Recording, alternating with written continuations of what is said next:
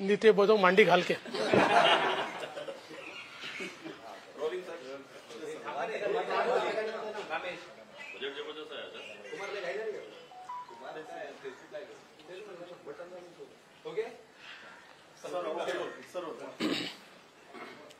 माननीय पंतप्रधान नरेंद्र मोदीजी यांच्या नेतृत्वात अर्थमंत्री निर्मला सीतारामनजी यांनी सादर केलेला अर्थसंकल्प हा अमृत कालातील सर्वजन हिताय या संकल्पनेवर आधारित अशा प्रकारचा अर्थसंकल्प आहे।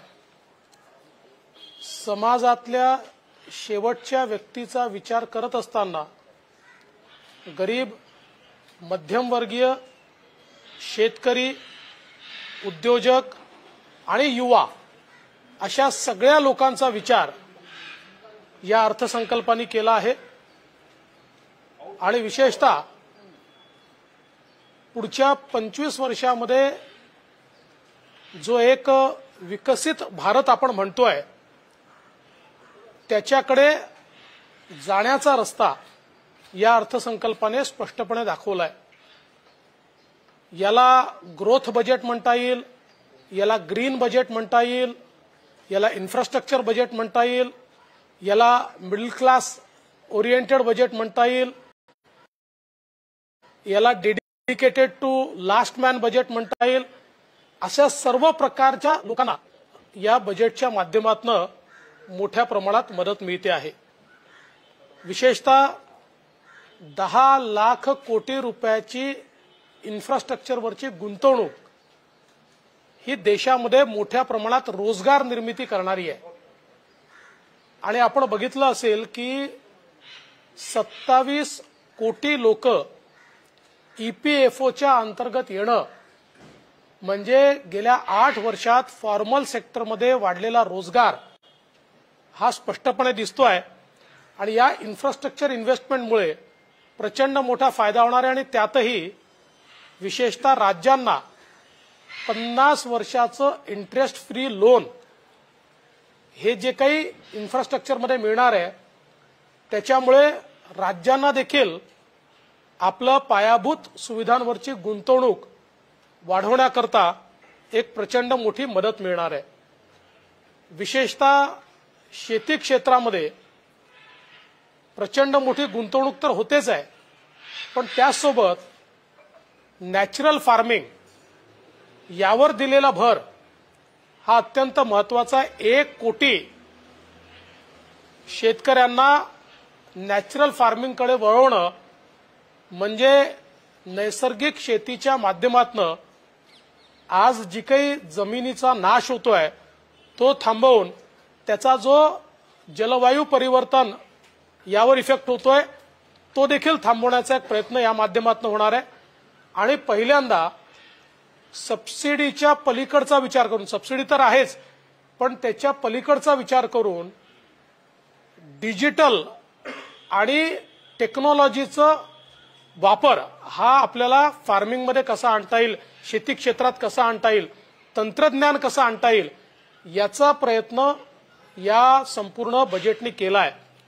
महाराष्ट्राकरता तर ज्या प्रकारे सहकार क्षेत्राला या बजेटने महत्त्व दिलेलं आहे ते अत्यंत महत्त्वाचं आहे।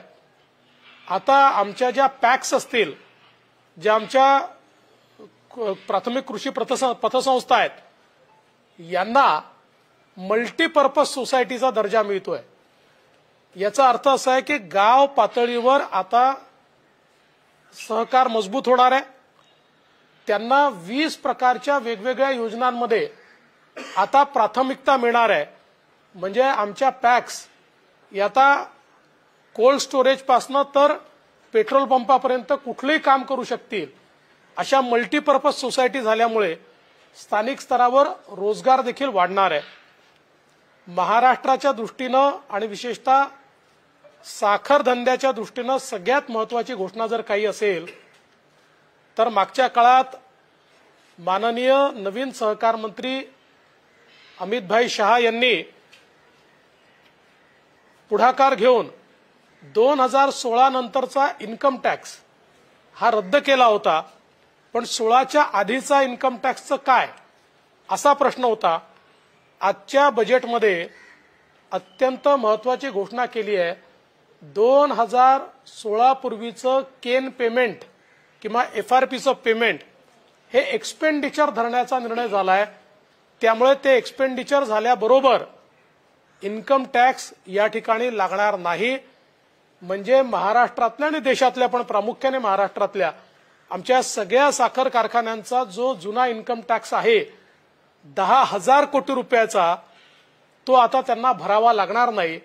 त्यामुळे साखर उद्योगाला सगळ्यात मोठा बूस्ट, सगळ्यात मोठा फायदा हा मोदी सरकारने घेतलेला आहे। मी महाराष्ट्राच्या वतीनं माननीय पंतप्रधान नरेंद्र मोदीजी, निर्मला सीतारमणजी आणि विशेषतः याकरता पुढाकार घेणारे देशाचे सहकारिता मंत्री अमितभाई शहा यांचे मनापासून आभार मानतो। खरं म्हणजे इतक्या मोठ्या प्रमाणात या बजेटने वेगवेगळ्या प्रकारच्या क्षेत्राला मदत केलेली आहे। प्रामुख्याने इन्कम टॅक्सच्या संदर्भात हे बजेट मध्यमवर्गीयांचं एस्पिरेशन पूर्ण करणारं बजेट आहे। अनेक वर्षापासूनची जी मागणी होती, आज इन्कम टॅक्सच्या एक्झम्पशनची स्लॅब ही 5 लाखावरनं 7 लाखावर नेण्यात आली आहे आणि त्याच्याही पलीकडे अशा प्रकारचे एक्झम्पशन देण्यात आले आहेत की ज्याचं इन्कम 9 लाख रुपये आहे त्याला केवळ 45,000 रुपये इन्कम टॅक्स भरावा लागणार आहे। ज्याचं इन्कम 15 लाख रुपये आहे त्याला केवळ 1.5 लाख रुपये इन्कम टॅक्स भरावा लागणार आहे। म्हणजे मध्यमवर्गीय, निम्न मध्यमवर्गीय यांना प्रचंड मोठा दिलासा या बजेटने या ठिकाणी दिलेला आहे। विशेषतः युवांकरता, स्टार्टअप करता ज्या काही वेगवेगळ्या योजना घोषित केल्या आहेत त्या अत्यंत मला असं वाटतं की रोजगार निर्मिती करणाऱ्या आहेत आणि विशेषतः आमच्या ज्या SMEs आहेत या SMEs करता क्रेडिट गॅरंटी स्कीमचा 2.0 म्हणजे सेकंड अवतार आणण्यात आलेला आहे, ज्यामध्ये पुन्हा एकदा SMEsला 2 लाख कोटी रुपयाची क्रेडिट गॅरंटी सरकार देणार आहे आणि प्लस त्यांना जो काही रेट ऑफ इंटरेस्ट आहे त्यामध्येही 1% कपात केली जाणार आहे। त्यामुळे सूक्ष्म, मध्यम आणि लघु उद्योग जे आपले आहेत, जे सर्वात जास्त एम्प्लॉयमेंट जनरेट करतात, त्यांना मोठा फायदा होणार आहे।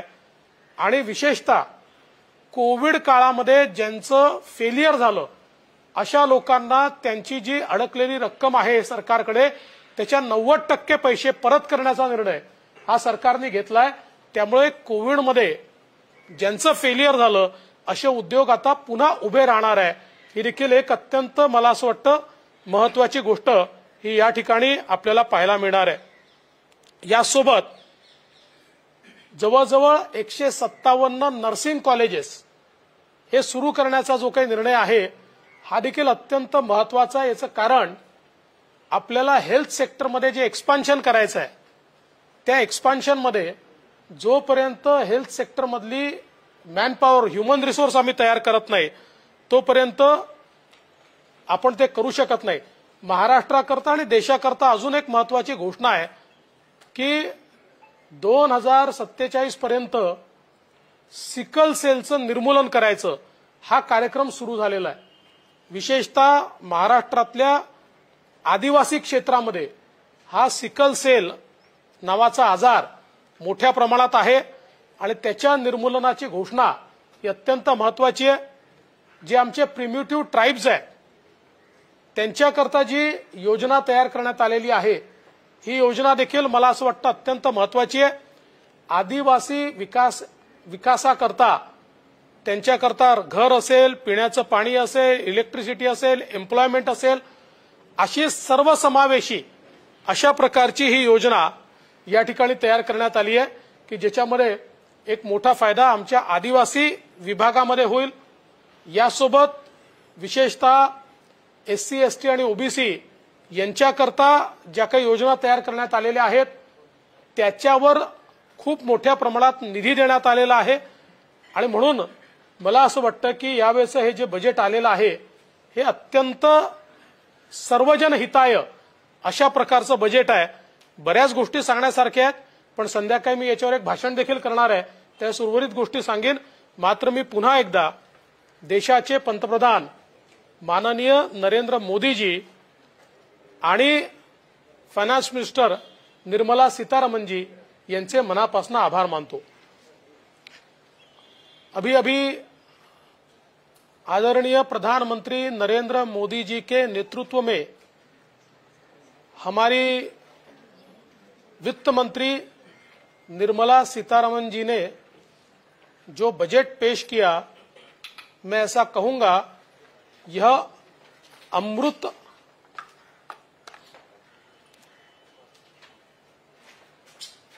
मैं यह कहूंगा कि अभी अभी पेश किया हुआ बजट ये अमृत काल का सर्वजन हिताय इस प्रकार का बजट है.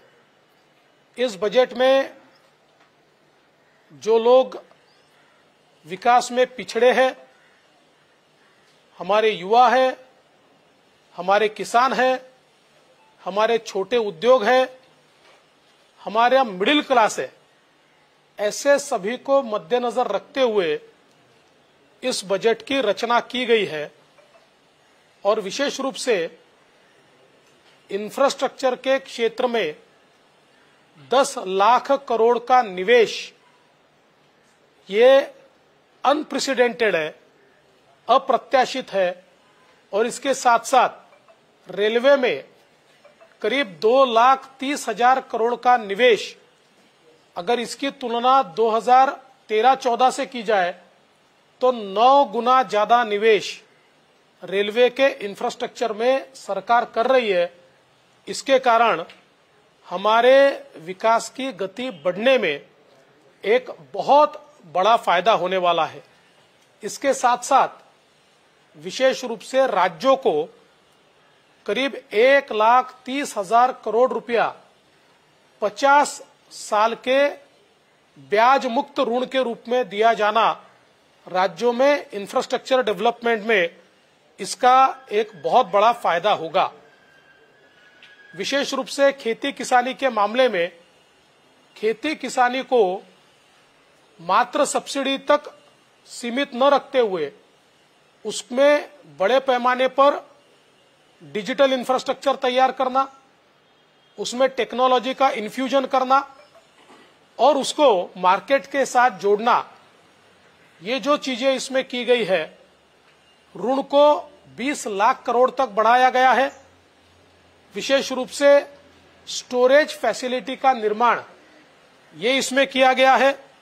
और भारत को मिलेट्स का ग्लोबल हब, मिलेट्स को श्री अन्न कहा गया है, श्री अन्न का ग्लोबल हब इस रूप में डेवलप किया जा रहा है.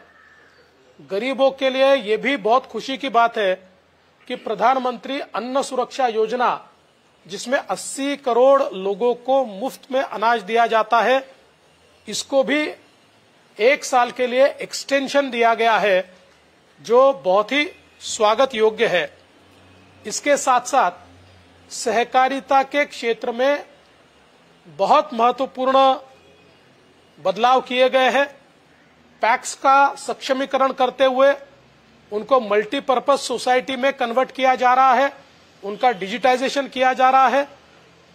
विशेष रूप से मैं महाराष्ट्र की ओर से आदरणीय प्रधानमंत्री जी, वित्त मंत्री जी और विशेष रूप से सहकारिता मंत्री श्री अमित शाह जी का बहुत बहुत आभार व्यक्त करना चाहता हूं कि ये जो निर्णय लिया गया है, इससे पहले शुगर इंडस्ट्री को इनकम टैक्स लगता था. 2016 से इनकम टैक्स मोदी सरकार ने समाप्त किया, लेकिन 2016 से पहले का 10,000 करोड़ का बकाया इनकम टैक्स विभाग ने निकाला था. अब सरकार ने निर्णय लिया है कि 2016 से पहले जो भी एफआरपी पर, यानी गन्ने के खरीद का भुगतान जो किया गया, उसको एक्सपेंडिचर में गिना जाएगा. इसके कारण ये सारे के सारे लोग इनकम टैक्स से मुक्त हुए हैं. और पिछले 20 साल से लगातार महाराष्ट्र केंद्र सरकार के पीछे था कि इनकम टैक्स से इस उद्योग को मुक्त कीजिए, उसको मुक्त किया गया है।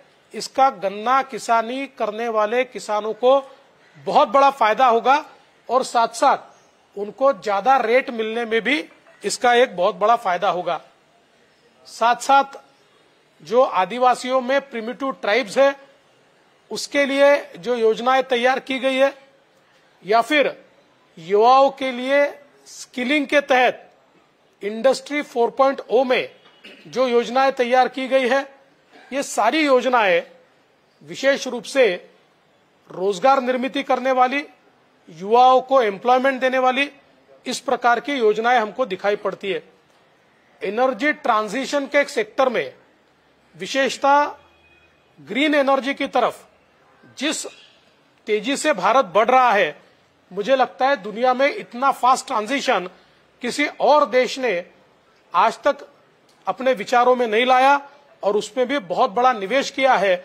और उसी का एक भाग इस रूप में जलवायु परिवर्तन को रोकने के लिए 1 करोड़ किसानों को नेचुरल फार्मिंग पर लाना, ये भी मैं ऐसा मानता हूं एक बहुत बड़ी पहल ये सरकार की ओर से की जाने वाली है। इसके साथ साथ विशेष रूप से मिडिल क्लास के लिए सबसे बड़ी घोषणा इनकम टैक्स के स्लैब में जो चेंज किया गया है और अब 5 लाख की जगह 7 लाख तक की इनकम को कोई टैक्स नहीं लगेगा।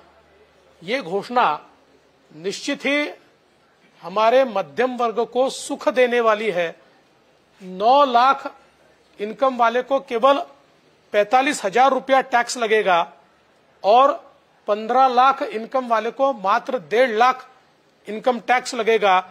इस प्रकार से लोगों के हाथ में पैसा रहे और लोग उसको स्पेंड करें तो डिमांड बढ़ेगी। ये सूत्र को हाथ में रखते हुए या सामने रखते हुए जो निर्णय लिया गया है, इसका निश्चित ही हमारे सामान्य जन को और मध्यम वर्ग को बहुत ज्यादा फायदा होगा।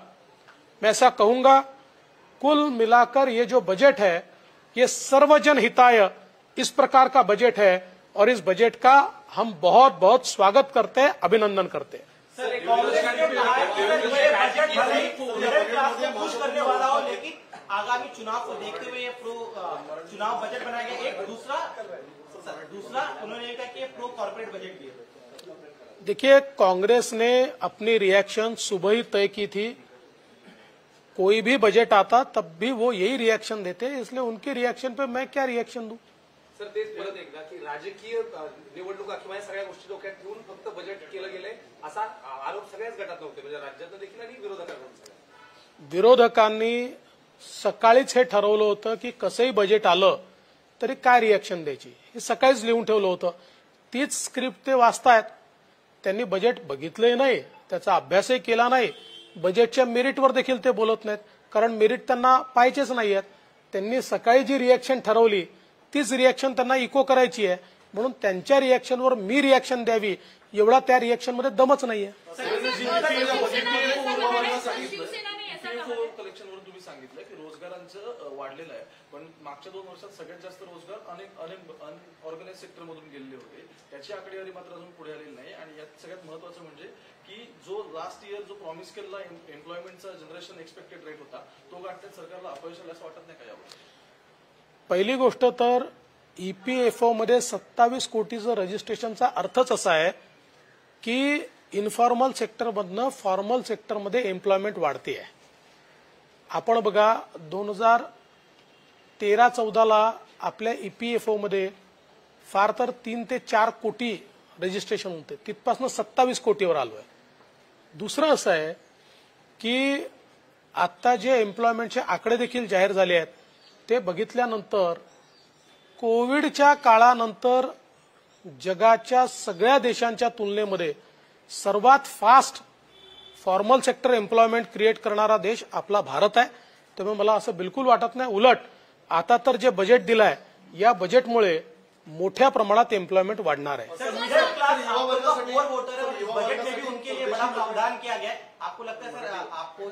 मराठी मराठी युवा वर्गासाठी मोठी घोषणा केली की ज्या युवा नौजवान वर्गाला जास्तीत जास्त प्रमाणात परदेशामध्ये जायचे 30 आंतरराष्ट्रीय कौशल्य विकास केंद्र स्थापन केली जाणार आहेत.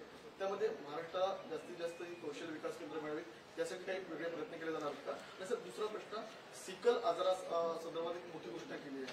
महाराष्ट्रामध्ये सिकल आजारावरती उपचार आहेत, मात्र खूप महाग उपचार आहेत. तर ते उपचार कमी करण्यासाठी म्हणजे मुंबई पालिका असेल किंवा इतर महानगरपालिका क्षेत्रामध्ये काही तसं सिकल सेल एनिमिया हा विशेषतः अनुसूचित जनजातीच्या लोकांमध्ये आणि काही प्रमाणात अनुसूचित जातीच्या लोकांमध्ये हा विशेषतः दिसतो. आणि हे खरंच आहे की याची ट्रीटमेंट सगळीकडे अवेलेबल नाही, ती खर्चिक आहे. आणि म्हणूनच आता त्याच्या संपूर्ण उच्चाटनाचं मिशन हे केंद्र सरकारने या बजेटमध्ये घोषित केलं आहे. आणि मला असं वाटतं की यामुळे आणि त्याच्याकरता मोठ्या प्रमाणात राशी देण्यात आली आहे, त्यामुळे निश्चितपणे एक मोठा परिणाम त्याचा हा आपल्याला दिसून येईल आणि अत्यंत स्वागतार्ह आहे. आणि त्यासोबत एम्प्लॉयमेंट वाढवण्यावर खूप मोठ्या प्रमाणात जोर देण्यात आलेला आहे, हे देखील महत्वाचं आहे. आता यापैकी किती केंद्र महाराष्ट्राला मिळतील हे आपल्याला पुढे कळेल. विशेषतः म्हणजे काही विरोधक हे सकाळपासून लिहूनच आले असतील महाराष्ट्राला काही मिळालं नाही, महाराष्ट्राला काही मिळालं नाही. त्यांना एवढंच सांगू इच्छितो की बजेटची फाईन प्रिंट जी आहे त्याच्यामध्ये महाराष्ट्राला काय मिळालं हे कळतं. अलीकडच्या काळामध्ये बजेटमध्ये स्टेट वाईज घोषणा करणं बंद झालेलं आहे. बजेटच्या फाईन प्रिंटमध्ये ते असतं. त्यामुळे न वाचता कृपया ही रिएक्शन देऊ नका हे आधीच विरोधकांना सांगून देतो. सर मिडिल क्लास को बड़ी राहत दी गई है. आपका कोर वोटर भी बीजेपी का मिडिल क्लास है. आपको लगता है कि अब वो और ज्यादा आपको साथ देगा जो साथ में नहीं? देखिए, बीजेपी का वोटर हर क्लास में है, चाहे वो गरीब हो, चाहे निम्न मध्यम वर्गीय हो, चाहे मध्यम वर्गीय हो, सारे लोग बीजेपी को वोट करते हैं. इसलिए मैंने वापस कहा कि हाँ, जरूर मध्यम वर्गीयों को एक बहुत बड़ी राहत इनकम टैक्स के स्लैब से दी गई है.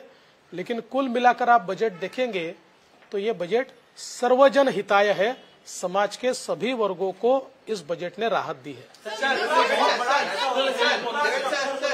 बड़ा निवेश करने की बात इस बजट में की गई है. आपको क्या लगता है जो कोविड काल में जो पीछे रह गए तब और ज्यादा देश की प्रगति में असर होगा? मैं ऐसा मानता हूं कि जिस प्रकार का इंफ्रा स्पेंड हम कर रहे हैं 10 लाख करोड़, ये कभी भारत कर सकता है ऐसा हमने सोचा नहीं था.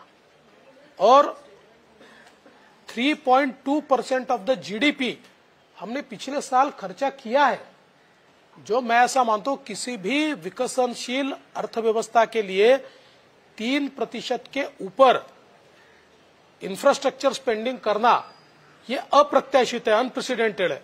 और मुझे लगता है अब उससे भी आगे हम लोग बढ़ रहे हैं. और कुल मिलाकर हम राज्यों को भी जो इंफ्रास्ट्रक्चर स्पेंडिंग के लिए केंद्र से पैसा देते हैं उसका विचार करें तो 4% से ऊपर इंफ्रास्ट्रक्चर स्पेंडिंग बढ़ रहा है. मैं ऐसा मानता हूं कि देश के लिए ये बहुत ही बड़ी बात है. सर, किसान योजना के तहत जो 11 लाख की आंकड़े जो है वो केंद्र सरकार ने बताए थे वो झूठे हैं, ऐसा आरोप जो है वो शिवसेना के एमपी कर रहे हैं. उनका मानना है कि 3 लाख लोगों को, 3 लाख किसानों को ही सिर्फ ये योजना का फायदा हुआ है. देखिए, ये जो महाभाग आप जिनकी बात कर रहे हैं शिवसेना के एमपी, उनको ना आंकड़े मालूम है, उनको आंकड़ा एक ही समझता है. वो कौन सा आंकड़ा है आपको बताने की आवश्यकता नहीं है, उनको वही आंकड़ा समझता है. मूल रूप से किसानों को जो पैसा हम देते हैं वो डीबीटी से देते हैं, तो डीबीटी में आंकड़ों की हेरफेर ही नहीं हो सकती. और 11 लाख नहीं 11 करोड़ किसानों को ये मिलता है. अकेले महाराष्ट्र में 1 करोड़ किसानों को मिलता है. और जब उनकी सरकार थी तब भी 1 करोड़ किसानों को सीधे उनके खातों में ये पैसा मिला. इसकी पुष्टि उनकी सरकार ने की है. इसलिए ऐसे आंकड़ेबाज लोगों की बात मुझसे मत पूछिए. सर, उनका ये भी कहना है कि जो बजट दिया गया है वो मिडिल क्लास का अगर सोचे तो वोट के हिसाब से बीजेपी ने. इसका जवाब तो दे दिया मैंने. इसका हिंदी में जानना चाहेंगे सर. गोवर्धन को लेकर एक बड़ा अनाउंसमेंट किया गया कि आने वाले दिनों ऑर्गेनिक खेती होगी. किसानों को कितना फायदा पहुंचने वाला है, क्योंकि एक बड़ा तबका किसान है. देखिए, मैं ऐसा मानता हूं कि आज खेती किसानी के सामने सबसे बड़ा प्रश्न अगर कोई होगा तो वो प्रश्न है आज जलवायु परिवर्तन का जो इफेक्ट खेती पर हो रहा है. बहुत बड़े पैमाने पर रोग आते हैं, फसल खराब हो जाती है, इनपुट कॉस्ट बढ़ गई है क्योंकि इतने महंगे महंगे स्प्रेज, फर्टिलाइजर्स यूज करने पड़ते हैं, कीटनाशक यूज करना पड़ता है। इसका जवाब नेचुरल फार्मिंग में है, क्योंकि नेचुरल फार्मिंग में इनपुट कॉस्ट कम है, नेचुरल फार्मिंग में जो डिसीज है वो कम है, और नेचुरल फार्मिंग के कारण हमारी जो जमीन है उसका स्तर भी बढ़ता है, और जलवायु परिवर्तन का कम से कम असर यह नेचुरल फार्मिंग के कारण हमारी खेती किसानी पर होता है। इसी के मद्देनजर फार्मिंग को नेचुरल फार्मिंग की ओर ले जाने के लिए 1 करोड़ किसानों का जो टारगेट रखा गया है, मैं ऐसा मानता हूं कि एक बहुत ही महत्वपूर्ण इस प्रकार की यह पहल है। इससे किसानों की इनपुट कॉस्ट कम होगी, किसानों की जो रियलाइजेशन है वो ज्यादा बढ़ेगा, और विशेष रूप से खेती में जो सस्टेनेबिलिटी है वो हम ला पाएंगे। बजट आया है इसमें स्टार्टअप और एक्सपोर्ट पे ज्यादा फोकस किया गया है। आपको लगता है ये जो बजट है वो इंटरनेशनल लेवल पे इंडिया को अलग लेवल पे लेके जाएगा? जी देखिए, मूल रूप से जिस प्रकार से हमारा एक्सपोर्ट बढ़ा है, एक समय हम मोबाइल फोन के नेट इंपोर्टर थे, अब दुनिया के सेकंड नंबर के सबसे बड़े मोबाइल फोन के उत्पादक और निर्यातक हम हो रहे हैं।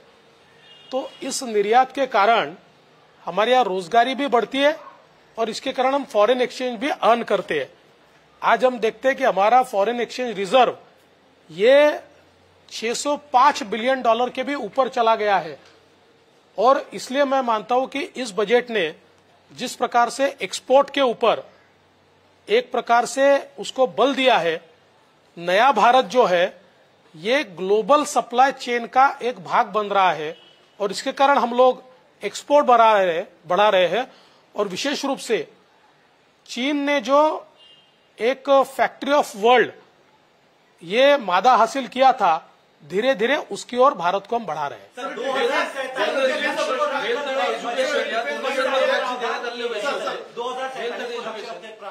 इसके पहले होता था कि कोई भी सरकार तो तत्कालिक गेन के बारे में सोचती थी, क्या अब यहाँ से आगे यही माना जाए कि कोई बजट होगा वो लॉन्ग टर्म प्रोसेस को देखकर? देखिए, बजट 1 साल का होता है, लेकिन उसका असर सालों तक होता है। इसलिए कभी भी बजट करते समय उसको अगले 10 साल में उसका परिणाम क्या होगा इसका विचार किया जाना चाहिए। लेकिन मोदी जी बहुत आगे की सोचते हैं। भारत जब 100 साल का होगा तब किस प्रकार का भारत होना चाहिए, इसको मद्देनजर रखते हुए ये बजट रखा गया। पॉलिसीज होतात त्याचे आता म्हणजे जे राष्ट्रीय आरोग्य अभियान असेल किंवा शिक्षण याचे फंड्स यावर्षी कमी करण्यात आले, नक्की काय कारण आहे? नाही, कोणी सांगितलं तुम्हाला कमी केलेत म्हणून? बिलकुल चुकीचं आहे। त्याचे फंड्स कुठेही कमी केलेले नाही, कुठेही फंड्स कमी केलेले नाहीत।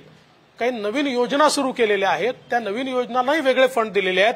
त्यामुळे शिक्षण आणि आरोग्यावर कुठेही पैसा कमी न करता तो पैसा वाढवण्यात आलेला आहे। बजेटमध्ये इतर वर्षांच्या तुलनेमध्ये आता जवळपास 17% हे डिफेन्सचं बजेट वाढवण्यात आलेलं आहे। या बजेटकडे तुम्ही कसं पाहता? डिफेन्समध्ये मुळात डिफेन्स बजेट वाढण्याचं एक महत्वाचं कारण हे आहे की आता आम्ही मेक इन इंडियावर जोर दिलेला आहे। पूर्वी आपलं सगळं शस्त्रास्त्र जे होते हे आम्ही इम्पोर्ट करायचो, पण आता मोठ्या प्रमाणात आपण देशी शस्त्रास्त्र तयार करणं सुरू केलं।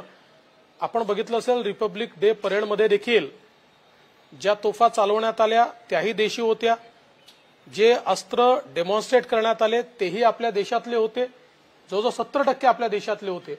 आणि म्हणून आम्ही हळूहळू शस्त्रास्त्रांच्या क्षेत्रामध्ये आम्ही ते इम्पोर्ट करायचो, ते इम्पोर्ट करणाऱ्या देशापासून आता आम्ही एक्सपोर्ट करणारा देश झालो आहोत। 30 पेक्षा जास्त देशांना आता आम्ही एक्सपोर्ट करतो। कई दिनों से जो लगातार विरोधी कहते हैं कि कई इंडस्ट्री मुंबई से महाराष्ट्र से बाहर जा रही है, क्योंकि कोविड वाला जो आपका एक है, कोविड को लेकर कई सा जो घाटे में है वो फिर से आ जाएंगे वापस। और चीनी वाला जो शुगर का लगता है कि महाराष्ट्र फिर से एक बार नंबर 1 हो जाएगा, जो इंडस्ट्रीज तमाम आएंगे महाराष्ट्र में। देखिए, बाहर तो ऐसे कोई गया नहीं, एक नैरेटिव तैयार किया गया है, लेकिन मैं ऐसा मानता हूं कि निश्चित रूप से महाराष्ट्र में बहुत बड़े पैमाने पर इंडस्ट्री आएगी। और विशेष रूप से चीनी के क्षेत्र में जो 2016 के पहले का 10,000 करोड़ का इनकम टैक्स चीनी मिलों पर लगा था, उसको समाप्त करने का काम मोदी सरकार ने किया है। और हमारे सहकारिता मंत्री अमित भाई शाह ने किया है, मैं ऐसा मानता हूं ये सबसे बड़ी पहल है, सबसे बड़ी पहल है। सहकारिता के क्षेत्र में इतनी बड़ी पहल इससे पहले कभी हुई नहीं थी। शेयर बाजार में मोबाईल $1,000 प्लस ज्या प्रकारे आयात करताना सेन्सेक्स सुवर्णकारांना कुठेही दिलासा दिलेला नाहीये, त्यामुळे सुवर्णकार राज्यातले नाराज आहेत, काय सांगतात? क्या पूछा था आपने? शेयर बाजार में सर जबरदस्त रिस्पॉन्स देखा। देखिए, शेयर बाजार जो होता है ये एक सेंटिमेंट होता है और इन्वेस्टर्स का सेंटिमेंट ये इस बजट से बढ़ा हुआ दिखाई पड़ता है। और विशेष रूप से इनकम टैक्स के स्लैब में जो अंतर होता है उसके कारण एक डिस्पोजेबल इनकम ये जब सामान्य व्यक्ति के हाथ में आती है तो उसको वो खर्चा करता है तो उससे चीजों की डिमांड बढ़ती है, तो उससे इंडस्ट्री को भी एक फायदा होता है। तो इसलिए जब इस प्रकार का कोई एक बजट आता है और विशेष रूप से इंफ्रास्ट्रक्चर के क्षेत्र में 10 लाख करोड़ का निवेश, ये 32 कोर इंडस्ट्री को बूस्ट देता है। 32 कोर इंडस्ट्री इससे बूस्ट होती है, तो मुझे लगता है कि इसके कारण इसका भी बहुत बड़ा फायदा होता है। सर डिफेंस को इस पर 13% ज्यादा पिछले साल से दिया गया है। इसको हिंदी में पूरा डिसाइड कीजिए कि जिस तरह से मेक इन इंडिया का प्रोसेस चल रहा है और ये जो मैसेज है वो पाकिस्तान में चाइना को किस तरह से आप देखने जाएगा?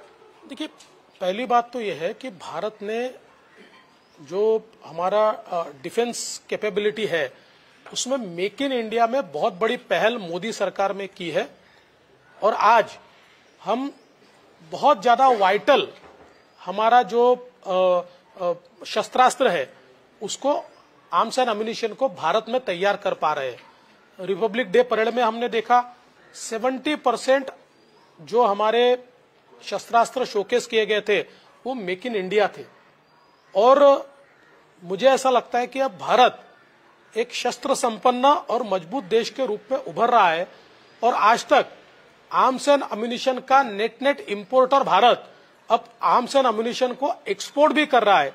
ये भी बहुत महत्व की बात है।